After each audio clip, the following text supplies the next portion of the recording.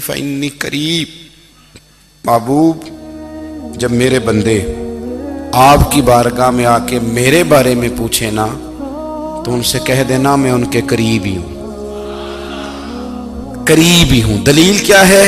ये जब भी मुझसे दुआ मांगेंगे मैं इनकी दुआओं को कबूल फरमाऊंगा। मैं इनके करीब हूं, मैं इनके करीब हूं। ये जब भी दुआ मांगेंगे ना मैं कबूल करूंगा, मैं इनके करीब हूं।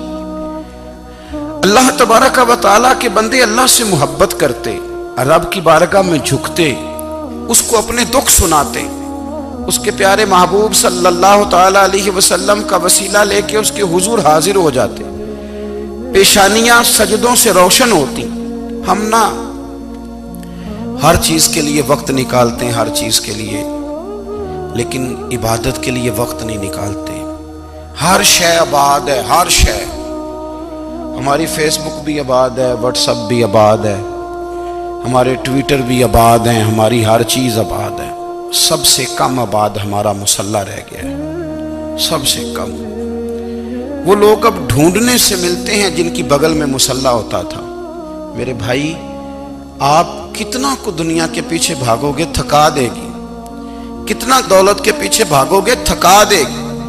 आप जब अपनी जिंदगी में जमा तफरीक करोगे ना तो मरते वक्त एहसास होगा कि सारा कुछ तो लोगों के लिए किया, अपने लिए तो कर ही कुछ नहीं सके।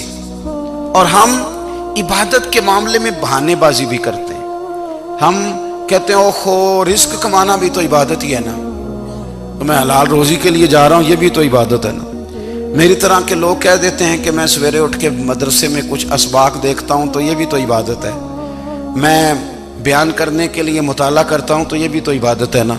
इतने इतने लंबे सफ़र करके मुल्क में दुनिया में घूमता हूँ तो ये भी तो मैं इबादत ही कर रहा हूँ। अब स्पेशल नफलों के लिए वक्त किस तरह निकले, स्पेशल करके तस्बीह मैं कैसे चलाऊं, मैं सारा कुछ हम बहाने बना लेते हैं ना। मेरा सवाल ये है कि ये सारी बातें सहाबा को, नबी करीम को, दीगर लोगों को भी तो पता थी ना। लेकिन आप गौर तो करें, 23 साल हुजूर को वक्त मिला, मुख्तसर वक्त ज़ाहिरन तबलीग करने के लिए। पूरी दुनिया में दीन भी फैलाना है। घर में 11 अज़वाज है, 4 बेटियां हैं, उनकी औलादें, सारे कामकाज भी देखने। लेकिन सैयदा तैयबा ताहिरा हजरत आयशा सिद्दीका रदी अल्लाह ताला अन्हा फरमाती हैं सारा दिन तबलीग करते, हर गुलाम के दुख सुनते, घर में आते तो अपने घर वालों का ख्याल करते, काम में हमारा हाथ बटाते। कुर्बान जाऊं, कहती हैं जमाना सारा सो जाता लेकिन आमना के लाल मुसल्ला बिछा लेते। दुनिया सो गई, सारी सब सो गए। जो खुदाम थे, वो जो गुलाम थे, वो सो गए। सही मुस्लिम में लफ्ज मिलेंगे, सैयदा पाक फरमाती हैं ओ मेरे नबी के गुलामों, मैंने ये रंग भी देखा है कि हुजूर ने इतना खड़े रहे, इतना क़याम किया, इतना क़याम किया कि मुकद्दस पैरों में वरम आ गए, सूज गए पैर। इतने बड़े दिल पे हाथ रख के नहीं बता सकता कि मेरे कभी नमाज में पैर सूज गए, कोई नहीं बता सकता। बच्चों की रोटी कमाते थक गए, बात अलग है। हम सैर करने गए तो थक गए, बात अलग है। लेकिन इबादत में ये भी तो मुस्लिम शरीफ है ना, ये भी तो दीन है ना, ये भी तो हुजूर की सुन्नत है, ये भी तो वो चीज है जो करीम की आंखों की ठंडक है। सैयदा फरमाती है पैरों में वरम आ गए और सारी रात ही हुजूर ने नमाज पढ़ी और एक ही आयत बार बार दोहराई। मस्जिद नबी में बिलाल हबशी ने फजर की अजान दे दी और हुजूर अभी मुसल्ले पे थे। करीम फारिग हुए, मैंने अर्ज की या रसूल अल्लाह सल्लल्लाहु अलैहि वसल्लम, आपके तो सदके अल्लाह अगले पिछलों के गुनाह माफ करेगा, तो आप इतनी आहोजारी क्यों फरमाते हैं? आप तो शफी हैं, आप तो अंबिया के इमाम हैं। तो हुजूर ने फरमाया आयशा तुमने गिनवाया है ना मेरे अल्लाह की मुझ पर कितनी रहमत है। अफला अकूना अब्दन शुकूरा, फरमाया अगर उसने इतनी नेमतें दी हैं तो क्या मैं उसका शुक्रगुजार बंदा ना बनूं? मैं शुक्रगुजार बंदा ना बनूं उसका? फिर अगर इतनी नेमतें उसने दी हैं, मुझे इतना नवाजा है, तो फिर मैं उसके सामने सजदे ना करूं? ओ मेरे भाई, बड़े काबिल फख्र लोग हैं हम कि हम नबी पाक के गुलाम हैं। हम काबिल फख्र हैं कि नबी करीम के गुलाम हैं। کیا کبھی اس غلامی کے شکرانے میں بھی 2 نفل پڑھے کہ یا اللہ تیرا شکر ہے تو نے ہمیں حضور کا غلام بنایا ہے؟ یاد رکھیں کہ اپنی روحانی زندگی کو آباد کریں، استغفار پڑھیں، تسبیحات کریں۔ حضرت عبداللہ ابن عمر رضی اللہ تعالیٰ عنہ حضرت عمر کے صاحبزادے، مکہ مکرمہ میں ان کی قبر ہے۔ میں نے جب انہیں پڑھا تو مجھے ان سے بڑا پیار ہو گیا، لیکن آپ کو پتہ ہے وہاں جا کے کسی شخص کا مزار تلاش کرنا یا پوچھنا ایک مشکل کام ہوتا ہے۔ تو ایک دفعہ میں مکہ شریف میں حاضر تھا تو ایک گاڑی والا ڈرائیور مجھے کہنے لگا کہ مولانا میں آپ کو جانتا ہوں، مجھے آپ سے محبت ہے، ایک بات بتاؤں آپ کو؟ میں نے کہا بتاؤ۔ کہنے لگے حضرت عبداللہ ابن عمر کی قبر دیکھنی ہے۔ میں نے کہا یہ تو نہیں کہہ رہا، یہ کسی نے بندوبست کرایا ہے، یہ اللہ نے تیرے دل میں بات ڈالی ہے، یہ ہو گیا تو لے چل مجھے۔ حضرت عبداللہ ابن عمر کو نبی پاک نے فرمایا تھا راجل صالح، یہ نیک بندہ ہے، یہ متقی آدمی۔ حضرت عبداللہ ابن عمر رضی اللہ تعالیٰ عنہ سیدنا فاروق اعظم رضی اللہ تعالیٰ عنہ کے صاحبزادے ہیں، اور ان کی ہمشیرہ سیدہ حفصہ رضی اللہ تعالیٰ عنہ حضور کی زوجہ محترمہ۔ ایک دن اپنی ہمشیرہ سے کہنے لگے کہ نبی کریم صلی اللہ تعالیٰ علیہ وسلم گھر میں آئے نا، اور اگر حضور غم امت میں پریشان نہ ہوں، طبیعت کو حشاش بشاش دیکھو تو ذرا پوچھنا تو صحیح حضور کا میرے بارے میں کیا خیال ہے، پوچھنا تو صحیح کہ کریم کی بارگاہ میں میرا کیا مقام ہے، میرے بارے میں حضور کیا فرماتے ہیں۔ اب بہن کو کام بتائے اور بتائے بھی بھائی، اور کوئی بہن وہ کام نہ کرے، یہ تاریخ میں ہوتا نہیں۔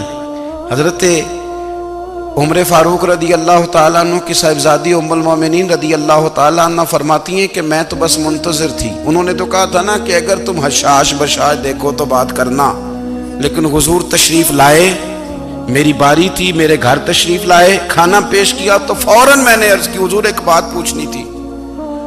تو حضور نے فرمایا پوچھئے۔ میں نے عرض کی حضور میرے بھائی عبداللہ ابن عمر کے بارے میں آپ کا کیا خیال ہے؟ نوجوانوں میری بات پہ غور کرنا، میرے بھائی کے بارے میں آپ کا کیا خیال ہے؟ تو نبی کریم صلی اللہ تعالیٰ علیہ وآلہ وسلم نے میری طرف دیکھا اور پھر حضور زیر لب تھوڑا مسکرائے، اور بریلی کے امام کہتے ہیں کہ حضور مسکرا دیتے تھے نا تو جو بڑا دکھی ہوتا تھا وہ بھی ہنس پڑتا تھا۔ اب سوال پیدا ہوتا تھا کہ پھر تو اس مسکراہٹ کے لیے انتظار کرنا پڑتا ہوگا کئی مہینے کہ حضور مسکرائیں تو رونے والے ہنسیں، تو اعلیٰ حضرت فرماتے نہیں، انتظار نہیں کرنا پڑتا، یہ مسکراتے رہنا تو حضور کی عادت ہے۔ جس کی تسکین سے روتے ہوئے ہنس پڑے اس تبسم کی عادت پہ لاکھوں سلام۔ یعنی یہ تو عادت ہے حضور کی مسکراتے رہنا، اس کے لیے انتظار نہیں کرنا پڑتا۔ بھائیو آپ خیال رکھیں گے، غور کریں گے، حضرت عبداللہ ابن عمر رضی اللہ تعالیٰ عنہ کے بارے میں پوچھا تو سیدہ فرماتی ہیں کہ نبی کریم صلی اللہ تعالیٰ علیہ وسلم نہ زیر لب مسکرائے اور فرمایا حفصہ تیرا بھائی ہے تو اچھا، لیکن میں نے سنا ہے کہ عشاء کی نماز پڑھتا ہے تو فجر تک سویا ہی رہتا ہے۔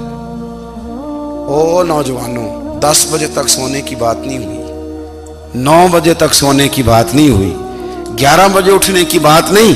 حضور فرمانے لگے میں نے سنا ہے کہ عشاء کی نماز پڑھ کے سو جاتا ہے اور فجر تک سویا ہی رہتا ہے، اسے چاہیے کہ تہجد کے وقت اٹھا کرے، اللہ کی بارگاہ میں حاضر ہوا کرے، آہوزاری کرے، سجدے کرے، عبادت کرے، اٹھتا ہے اور فجر میں جا کے اٹھتا ہے۔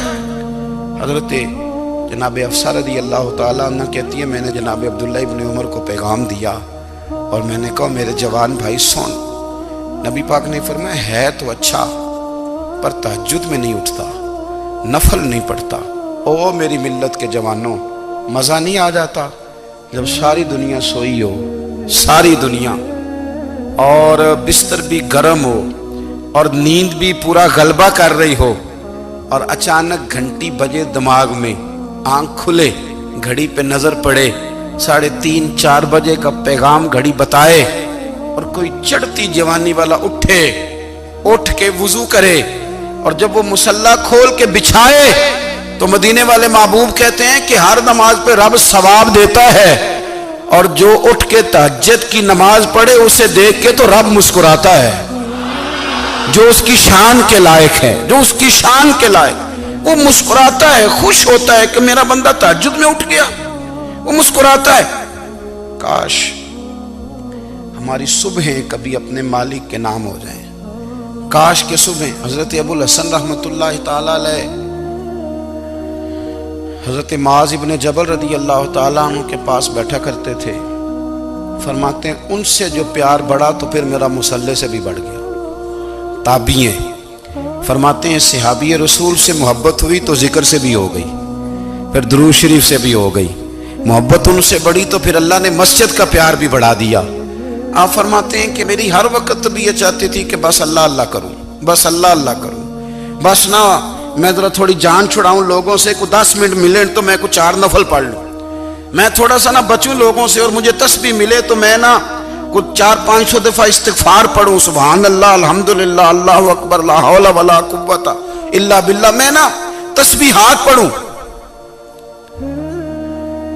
فرماتے ہیں کہ بچے تھے گھر میں 6-7، غربت تھی، کام ملتا کوئی نہیں تھا، اور میں کام چور نہیں تھا، کام ڈھونڈتا تھا، پر اللہ کی قدرت کے کام نہیں ملتا تھا۔ فرماتے ہیں کہ میں نے ایک دن اپنی اہلیہ سے کہا کہ آج میں پھر جاتا ہوں کام ڈھونڈنے، تو میری بیوی بڑی فرما بردار تھی، پر اس دن نہ غربت کے ہاتھوں تنگ آ کے کہنے لگی آج نانا کوئی تو چیز لے کے آیا، تو مجھ سے بچوں کی بھوک نہیں دیکھی جاتی، یہ سب روگاں دا روگ محمد جس دا نام غریبی، کنڈ بلا کے لنگ جاندے نہیں دوست یار قریبی، آج نہ کچھ لے کے آیا تو میں بچے لے کے چلی جاؤں گی۔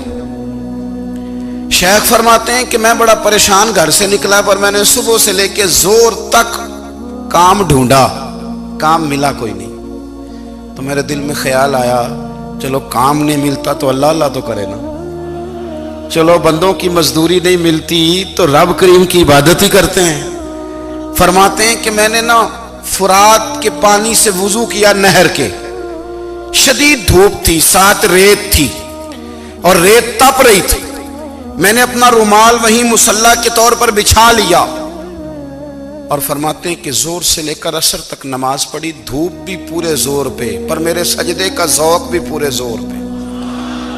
فرماتے ہیں سورج بھی چمک رہا ہے اور رب کی عبادت کا ذوق بھی پورے زور پہ، میں سجدہ کروں تو پھر میرا اٹھانے کو جی نہ چاہے۔ میرے استاد لکھا کرتے تھے، یہ ان کا شعر ہے، وہ کہا کرتے تھے مجھے سوز دے، مجھے ساز دے، اور مجھے نیم شب کا نیاز دے، دم سجدہ خود کو میں توڑ دوں، مجھے ایسا ذوق نماز دے، اور میں تیری بہار کا پھول ہوں، میں کھلا بھی ہوں تو تیرے لیے، مجھے میری شاخ سے توڑ لے، مجھے اپنی زلف کا ناز دے۔ بھائی فرماتے ہیں کہ عصر تک میں نے نفل پڑھے، دل ڈھلنے لگا، عصر کی نماز پڑھی اور میں وہاں سے چلا۔ اب میں جب نکلنے لگا تو دل میں خیال آیا کہ چھوٹی چھوٹی دیواریں ہیں گھر کی، بغیر کچھ لیے جاؤں گا تو بیوی دور سے دیکھے گی تو شور کرے گی کہ پھر خالی ہاتھ آ گیا ہے۔ کہتے میں نے اپنے اسی رومال میں جس پہ میں نے نماز پڑھی تھی نا، رومال میں کی آخی دے پنجابی صافہ، کہتے ہیں اسی میں نا میں نے کچھ ریت بھر لی کہ وہ دور سے دیکھے گی تو سمجھے گی کچھ لے کے آیا ہے، چلو جا کے اسے بتا دوں گا کہ آج پھر مزدوری نہیں ملی۔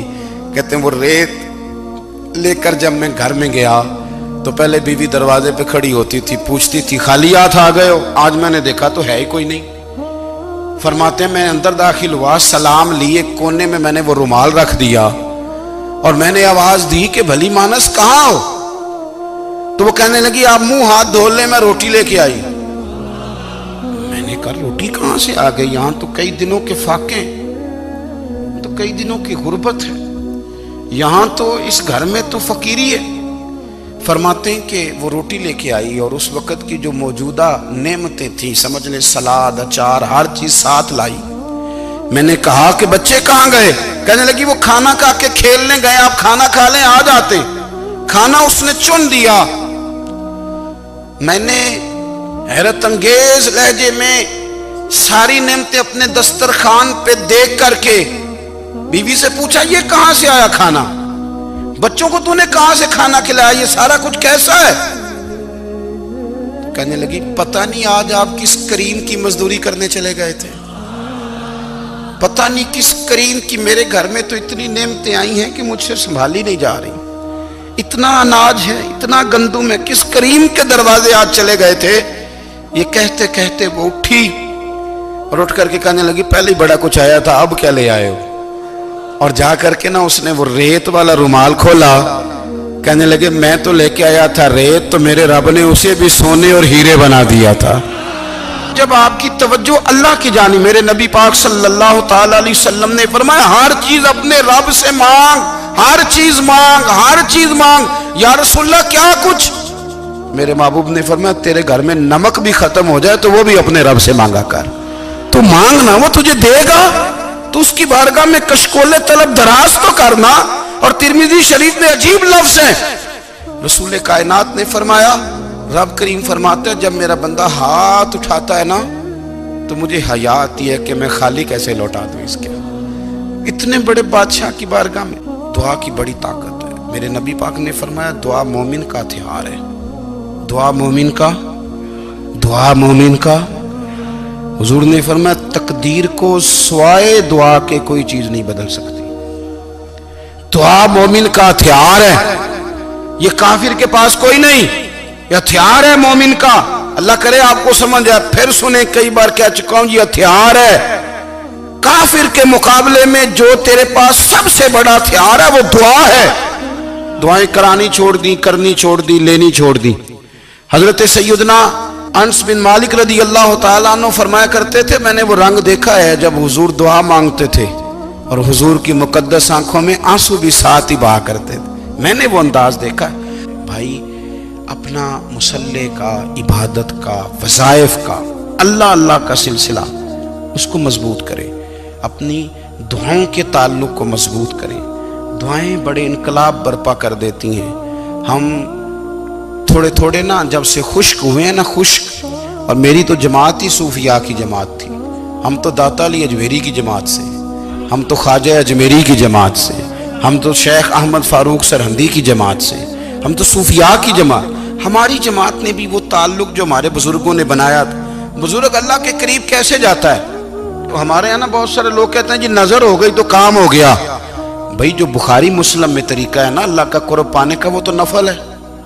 نبی کریم علیہ السلام نے فرمایا بندہ نفلوں کے ذریعے رب کے قریب جاتا ہے، اور اتنا قریب جاتا ہے کہ پھر اللہ اس کی زبان بن جاتا ہے، اللہ اس کی آنکھیں بن جاتا ہے، کان بن جاتا ہے، ہاتھ اور پیر بن جاتا ہے۔ تو یہ تو عبادت ہے، یہ تو اللہ کی بارگاہ کی حاضری ہے جو آپ کو اللہ کے قریب کرے گی۔